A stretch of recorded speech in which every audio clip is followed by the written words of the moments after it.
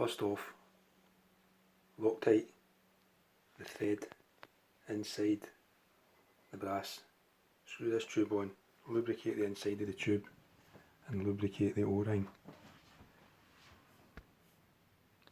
Next,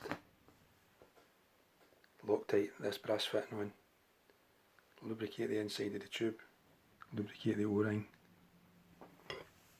push this inside.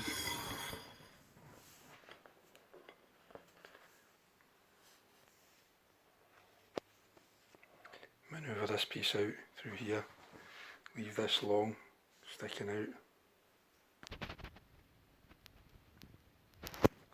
Next, fit this piece on to here.